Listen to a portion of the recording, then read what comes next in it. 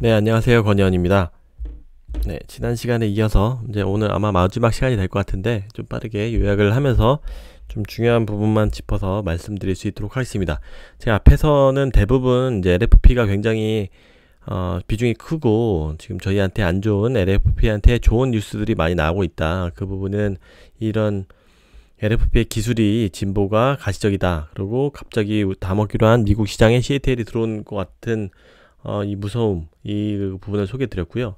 당연히 근데 이제 지금 그 LFP가 그러면 야, 그거 왜 이렇게 기술 개발도 하는데 이제 3원계는 뭐 하고 있냐라고 하고 있는데 이 부분은 일단은 불이 제일 문제였었는데 이제는 불 이슈가 좀 안 나오고 있죠. 많이 뭐 공법 Z 스태킹 공법이라든지 이런 소재 안정성 이런 것들을 통해서 좀 요즘에는 좀 안정되고 있는데 거기에다가 또 본질적으로 제일 중요한 이 주행거리를 뭐 많이 늘리고 있습니다. 니켈 양극재, 제가 좋아하는 양극재의 니켈 비중을 90%까지 있어서 지금 현재 90% 지금 하이니켈 양극재는 90%고 뭐 낮은 평균은 한 뭐 80% 정도대라고 볼 수 있는데 이 부분을 더 늘리면은 지금 뭐 600km 가던 거를 700km 이상씩으로 갈 수 있기 때문에 CATL과의 격차를 더 벌릴 수도 있다라는 그런 부분이고요.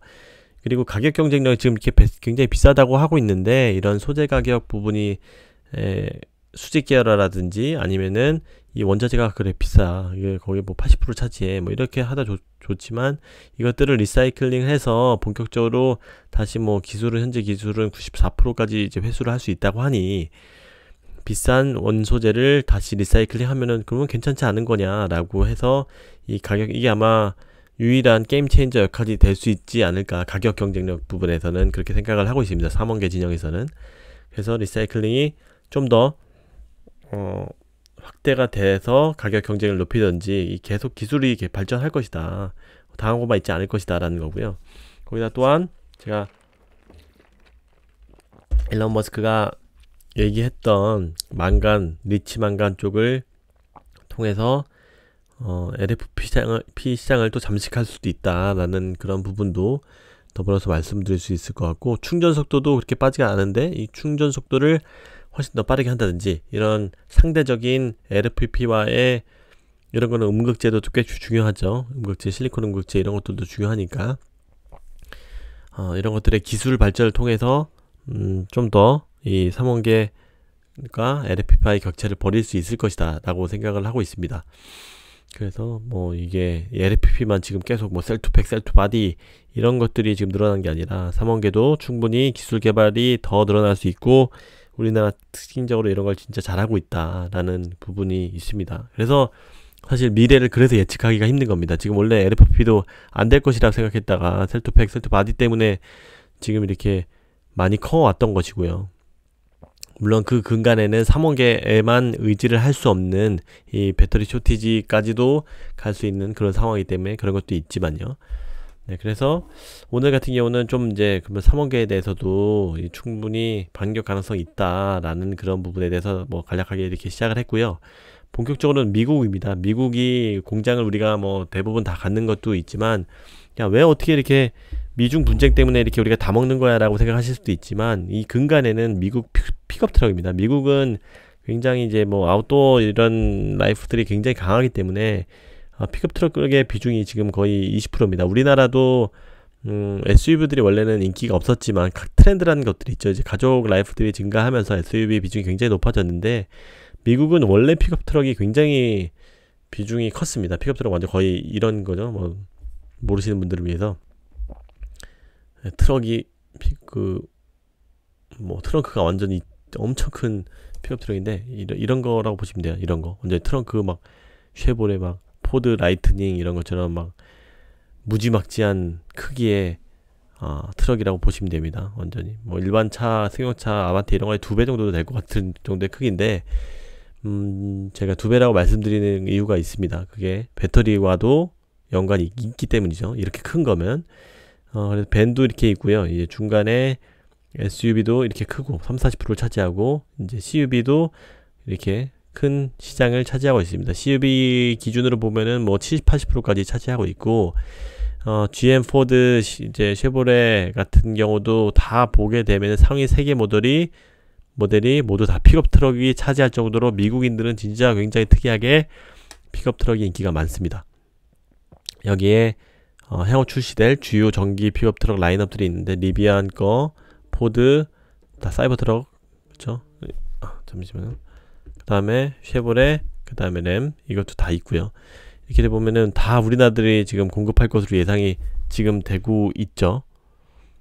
그런데 여기서 특징적인 제가 이 빨간 부분을 체크를 해놓은 게 용량입니다. 배터리 용량. 이거는 기존 지금 내연차들에 비해서 거의 크기가 2배로 말씀드렸는데, 크기가 크다는 거는 배터리도 그만큼 힘이 출력이 많이 필요하다는 겁니다. 이 무거운 거를 움직이려면 에너지 덴시티가 높아가지고 이런 가속 토크 힘이라든가 이런 주행거리에서도 더 무거운 거를 끌고 다니기 때문에 배터리가 굉장히 많이 필요합니다. 그래서 우리나라는 어떻게 보면은 뭐 일반 차가 보통 한 60kW 이하라고 보시면 돼요. 40에서 60 정도인데 많이 나가는 게 뭐 평균이 40 정도라고 보면 되는데, 크기가 큰 만큼 2배 이상이 드는 거죠. 와, 이거 뭐 100 이상, 200, 뭐 크기는 하지만 뭐 배터리가 뭐 한 3, 4배씩 들어가는 것도 있습니다.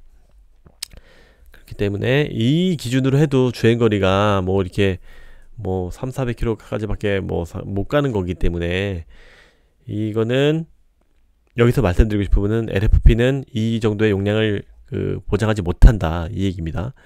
뒤에서 말씀드리겠지만 LFP의 최대 배터리 용량은 60kWh 정도로 보고 있습니다. 그렇기 때문에 이런 픽업 트럭 같은 경우는 니네들이 할 수가 없을 것이다 라고 하고 있는 거고요. 니네들이 아무리 중국에 들어오더라도 이 부분은 할 수 없고, 뭐 테슬라 Y나 S3 이런 좀 작은 것들의 이런 초기 스탠다드 라인 정도만 할 수 있지 픽업 트럭은 못 먹을 것이다. 왜냐면 미국의 대부분은 픽업 트럭인데 이거를 못 먹으면은 시장을 많이 가져갈 수 없겠죠. 다른 데보다 시장 점유율을 많이 못 가져가겠죠. 지금은 뭐 30% 이제 LFP가 안 된다고 하지만 미국에서는 30%는 택도 없이 안 될 것이다. 뭐 많이 들어오더라도, 공정한 경쟁을 하더라도 이런 대용량 배터리를 쓰는 유럽과는 분명히 다릅니다. 유럽은 이렇게 조그만 차들도 좋아하고 가격을 효용성을 중요해서 그 거리가 그렇게 중요하지도 않는데, 이쪽은 미국 워낙 또 땅덩이도 넓고 하기 때문에 이런 픽업 트럭도 이 기초적인 태생 자체가 용량을 큰 거를 원하는 데다가 이 거리도 얘네들이 또 중요시 여기는 그런 문화가 있기 때문에 우리나라 3원기가 훨씬 더 좋을 것이다 라고 말씀드릴 수 있는 거고, 미국 배터리 같은 경우는 지금 수급 자체가 이제 머스크가 얘기했듯이 지금은 사실 뭐 배터리 전기차 침투율이 3, 4%밖에 안 되기 때문에 상관이 없지만, 뭐 거의 지금 마이너스 이렇게 갈 정도로 수요가 더 높은 상황입니다. 수요가 아직까지는 뭐 사실 너무 작아가지고 크게 상관없습니다. 전 세계적으로 배터리는 쇼티지는 아니지만 미국은 지금 쇼티지로 진입을 하고 있다 라는 상황이고요. 그래서 대대적으로 지금 공장을 막 짓는 거죠. 우리나라에서 막 진짜 블루오션 같이 다 가져가려고 지금 하고 있습니다. 이건 아까 말씀드렸듯이 미국 내에 배터리를 공장을 지어야 된다는 그런 부분이고요. 이런 부분은 좀 더 말씀드리면, 현재 계획으로는 물론 이제 파나소닉이 지금 유일하게 테슬라랑 잘하고 있어서 얘네들은 어느 정도 확장을 할 겁니다. 다만 얘네 기술력에 비해서 얘네 스타일이 그렇게 확장을 많이 하는 스타일이 아니어서 다행이죠. 그래서 뭐 이게 아직은 뭐 이런 캐파 증설의 계획 얘기만 있고, 아직 확정은 본격적으로 반영은 여기는 안 돼 있는 것 같습니다. 근데 뭐 짓기는 분명히 지을 겁니다. 그래서 GM이나 포드, SK온, 그 다음에 스텔란티스에 LG하고 삼성하고 하죠. 그리고 뭐 리비안도 할 것으로 보고 있고, 자체 투자도 저희 JV 말고도 LG 에너지 솔루션, SK 이노베이션은 지금 삼성에서도 이제 가세를 한다고 하는데, 자체 배터리도 있고 JV도 할 것이고, 그래서 국내 배터리 업체 비중을 밑에 보게 되면은 전체 중에 2025년 가까운 미래 2014년 정도 보면은 75%까지도 이렇게 확장할 것이다. 이렇게 지금 올해부터 본격적으로 많이 늘고 이렇게 많이 확장할 것이라고 보게 될 수 있을 겁니다. 그래서 이 미국이 굉장히 노다지다. 이 미국이 본격적으로 개발하면은 우리나라 지금은 LFP 배터리가 좀 높아지는 것 같지만 본격적으로 우리가 가져갈 것이다. 중국은 이미 거의 개화를 한 거고 유럽은 개화를 하고 있는 상황인 거고 지금 미국은 아예 노다지다라고 볼 수 있을 것이고요. 이제 향후에 전문가들은 지금은 제가 드렸듯이 LFP 배터리가 중국 제외하고도 지금 34% 아까 그 표 제가 보여드린 것처럼 많이 늘었지만 좀 이거 좀 일시적이다고 지금 이 전문가들은 좀 보고 있긴 합니다. 저는 그보다는 조금 더 보수적으로 봐야 되지 않을까 싶은데 그래서 중국 제외하게 되면은 이제 20%대에 그칠 것이다 라고 예상을 하고 있는 거고요. 중국을 포함하면은 뭐 30%까지 LFP가 침투할 것이라고 보고 있고 그래서 지금 올해 같은 경우는 지금 굉장히 반등이 심했죠. 지금 원래 계속 LFP가 줄고 3원 개가 막 다 먹고 이제 먹으려고 하고 있는데 지금 LFP 배터리가 올해는 많이 확장을 했다라고 말씀드릴 수 있을 것 같고 이제 양극재 가격이 많이 상승을 했죠. 근데 그거는 NCM 뿐만이 아니라 LFP도 굉장히 많이 상승을 했다. NCM도 많이 이렇게 올라갔지만 100% 올라갔지만 LFP도 굉장히 많이 올라갔다. 이 부분은 중국의 수요가 지금 엄청나서 그런 거예요. 그리고 지금 테슬라의 공급도 많고 전 세계적으로 지금 NCM이 또 부족하고 하는 상황이기 때문에 중국이 지금 점유율을 높여가는 만큼 이 가격도 경쟁이 아무래도 얘는 LFP 저가긴 하겠지만 이렇게 더 니켈이 필요하기 때문에 니켈이 아니고 뭐였죠? 리튬이 기본적으로 리튬이 필요한 그런 리튬이온 배터리이기 때문에 중국도 이제 이런 거 부분은 가격 상승을 많이 가져갈 것이다. 불리한 부분이다 라고 보는 부분이다. NCM이 더 많이 올랐지만 LFP도 많이 오르고 있다. 이런 부분이고요. 그래서 이 밀도를 봤을 때는 LFP 배터리는 이제 60kWh인 모델 Y에 탑재되어 있는데 이 정도가 한계다. 셀2팩 이거는 말씀드렸죠. 이 셀이 단위가 이제 팩으로 담는데 이 부분을 팩 없애가지고 이렇게 해서 더 많이 50%나 활용 공간을 증가시키는 굉장히 파격적인 기술을 성공시켜서 지금 LFP가 많이 생각보다 커왔던 부분입니다. 지금 원래 줄어들 것으로 예상했는데 지금 이렇게 많이 늘어난 근간에는 이런 기술이 있었다라는 거고요. 이 부분은 뭐 말씀 안 드려도 될 것 같고 그래서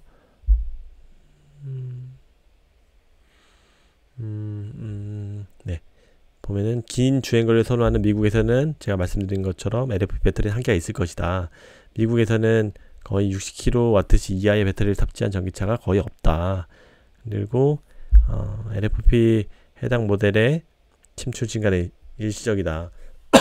그 이유가 지금 3원 개가 부족하기 때문에 LFP 탑재 모델을 먼저 받겠냐라는 메일도 보내고 해서 더 많이 인도도 됐고 더 많이 팔기 위한 테슬라의 전략이다. 그래서 미국에서는 LFP에서 상승은 제가 말씀드린 것처럼 뭐 보조금 이런 공장 문제라든지 아니면 60kWh의 태생적인 한계가 아직은 있는 또 모르죠. 얘네들이 또 어떤 기술을 또 개발할지 모르겠지만 사실 이 부분은 어느 정도 한계에 부딪혔다라는 게 전문가들의 의견이어서 네, LFP의 배터리의 비중 상승은 60kWh까지 밖에 안 되기 때문에 미국에서는 못 클 것이다 라고 하는 거고요.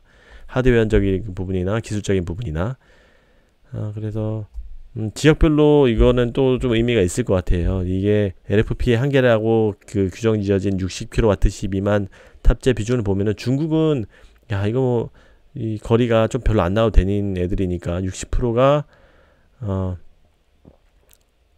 지금 다 뭐 LFP를 써도 된다는 얘기입니다. 그래서 이 부분 유럽도 뭐 어느 정도 얘네들 크게 거리를 안 생각하고 이 가격들을 좀 더 중요시 여기는 그런 분위기가 있기 때문에 두 번째 편 시간에 유럽 판매 테슬라 비중을 보면 확연히 차이가 나죠. 근데 미국은 거의 다 완전 힘 좋은 이런 픽업 트럭이기 때문에 60km 다 뭐 기존 다 뭐 100, 200 이 정도 수준이다 라고 볼 수가 있을 것 같고요. 말씀드린 것처럼 유럽에서는 주행거리가 짧아도 저렴한 차 중에 인기다. 유럽의 2021년 60kWh 이하의 배터리를 탑재한 전기차 비중은 꽤 높죠. 30%. 그래서 유럽하고 뭐 중국이 압도적이지만 유럽에서도 어느 정도 되긴 할 테지만 미국에서는 절대 안 될 것이다. 그래서 LFP보다는 3원계가 주도할 것이다. 그래서 미국이 빨빨 커야 됩니다. 이래서 지금 좀 빨리 말씀을 드렸는데 그래서 저도 물론 이 LFP 배터리가 생각보다 더 많이 커지고 있고 이런 상황에 대해서 좀 두렵기도 하지만 어느 정도 뭐 시장에 갑자기 뭐 얘네들이 30% 차지할 것이 예상됐던 게 뭐 50%까지 올라가도 나머지 50%도 먹어만 해도 사실 엄청난 시장이긴 해요. 전 장기적인 펄을 뭐 조금밖에 못 가져오긴 하겠지만 이런 부분에 있어서 뭐 저희도 충분히 리치만간 쪽으로 해서 LFP를 먹을 수도 있는 거고, 이 NCM 기술력이 또 리사이클도 가미되면서 가격 경쟁력도 그렇고 거리도 더 압도적으로 늘릴 수 있다고 하면은 또 어떻게 될 수 이제 더 점유율을 가져갈 수도 있는 부분이기 때문에 이런 기술적인 부분은 계속 트래킹 해 가시면서 꼭 그 공부를 하시면서 때에 따라서 뭐 비중도 한번 조절도 하실 수도 있을 것 같긴 한데, 이런 부분은 뭐 아니면 LFP의 노출도가 높은 뭐 첨보라든지 이런 것들을 더 투자를 하든지 이런 상황에 따라서 이 기술력의 상황에 따라서 좀 더 투자에 도움이 되시지, 리스크 관리 차원에서도 도움이 되시지 않을까 싶습니다. 네, 제가 여러 편에 걸쳐서 이렇게 좀 길게 설명을 드렸는데 또 다른 더 이슈들이 나오게 되면 더 업데이트를 해드릴 수 있도록 하겠습니다. 네, 이렇게 주저리 좀 편하게 말씀드렸는데 혹시 도움이 되셨으면 좋겠고, 꼭 저는 3원계 배터리에 워낙 많은 투자를 하고 있는 상황이기 때문에 배터리에 관심도 많고 전기차 자체 모빌리티 자체에 관심도 많은 사람으로서 많은 좋은 뉴스와 인사이트를 미리 발견해서 전달드릴 수 있도록 노력하겠습니다. 네, 감사합니다. 혹시 도움이 되셨으면 좋아요, 구독 부탁드리고 홍보 좀 많이 부탁드리겠습니다. 감사합니다.